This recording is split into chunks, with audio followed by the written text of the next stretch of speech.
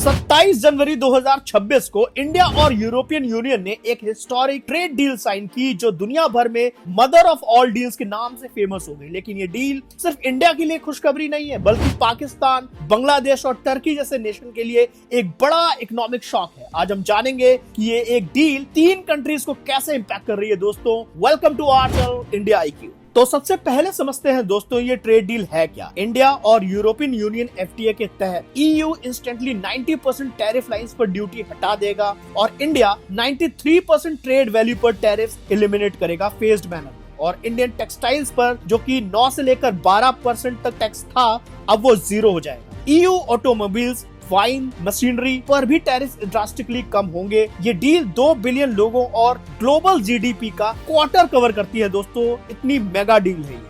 अब बात करते हैं दोस्तों पाकिस्तान की हालत क्यों खराब है। देखिए, यहाँ की टेक्सटाइल इंडस्ट्री तबाह हो जाएगी। पाकिस्तान के $7 बिलियन के टेक्सटाइल एक्सपोर्ट्स खतरे में है। EU पाकिस्तान का सबसे बड़ा एक्सपोर्ट मार्केट है, 27.2% total exports. Pakistan GSP plus status के तहत ड्यूटी फ्री एक्सेस एंजॉय करता था, लेकिन अब इंडिया को भी 0 ड्यूटी मिल जाएगी, जिससे पाकिस्तान का ये जो एडवांटेज है ये खत्म हो जाएगा। और पाकिस्तान के ट्रेडर्स ये कह रहे हैं कि अगर एनर्जी कॉस्ट कम नहीं किए तो EU मार्केट में इंडिया से कॉम्पीट करना नामुमकिन होगा।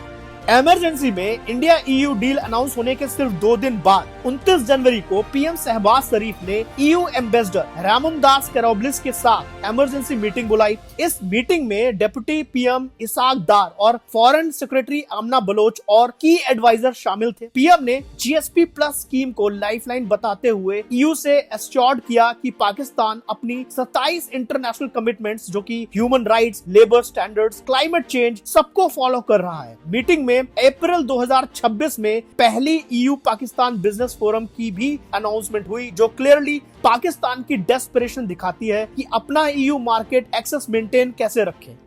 अच्छा, यहाँ पर दोस्तों पाकिस्तान ही नहीं, बांग्लादेश के लिए भी सिचुएशन बहुत क्रिटिकल है। यहाँ पर बांग्लादेश की टेक्सटाइल मार्केट भी खतरे में है। बांग्लादेश EU टेक्सटाइल मार्केट का 21 से 22% कंट्रोल करता है। उनका $30 बिलियन का टेक्सटाइल एक्सपोर्ट बेस रिस्क में है। Indian commerce minister Piyush Goyal ने क्लेम किया कि इंडिया अपने EU टेक्सटाइल एक्सपोर्ट्स को $7 बिलियन से बढ़ाकर 30 से 40 बिलियन तक कर सकता है, वो भी बहुत जल्द। वहीं दोस्तों यहाँ पर टाइमिंग क्राइसिस भी है। 24 नवंबर 2026 को बांग्लादेश LDC यानी कि लीस्ट डेवलप्ड कंट्री की कैटेगरी से बाहर निकल जाएगा। मतलब UN ऑफिशियली बांग्लादेश को डेवलपिंग कंट्री डिक्लेयर कर देगा और ये एक अचीवमेंट है। लेकिन LDC स्टेटस के साथ मिलते थे स्पेशल ट्रेड बेनिफिट्स जैसे कि duty free exports, cheap loans और सब्सिडीज। 3 साल ट्रांजिशन पीरियड के बाद 2029 से ये सारे बेनिफिट्स खत्म हो जाएंगे। एग्जैक्टली उस वक्त इंडिया को EU में 0 ड्यूटी एक्सेस मिल जाएगा, यानी कि डबल ब्लो दोस्तों।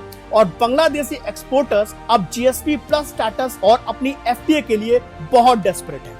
अब आते हैं दोस्तों टर्की पर। टर्की की सिचुएशन भी बहुत यूनिक है। कस्टम्स यूनियन ट्रैप, ये क्या है? देखिए, 1995 से टर्की EU कस्टम्स यूनियन का मेंबर है। जब EU किसी कंट्री के साथ FTA करता है तो टर्की को भी उसके लिए टैरिफ्स मैच करने पड़ते हैं। मतलब इंडियन गुड्स टर्की में ड्यूटी फ्री एंटर करेंगे वाया EU, लेकिन टर्किश गुड्स इंडिया में ड्यूटी पे करेंगे, मतलब टैरिफ्स लगेंगे। No reciprocal access. टर्की के लिए दोस्तों ये बहुत बड़ा चैलेंज है। इंडियन चीप लेबर और large production capacity Turkish industrial sectors threaten feel करेगा दोस्तों। टर्किश मीडिया इसे न्यू थ्रेट टू अंकारा कह रही है। टर्की अब कस्टम्स यूनियन मॉडर्नाइजेशन की डिमांड कर रहा है। ऑपरेशन सिंदूर के बाद इंडियन टर्की रिलेशन पहले से ही बहुत ही स्ट्रेन्ड थे। ये डील और प्रेशर ऐड कर रही है।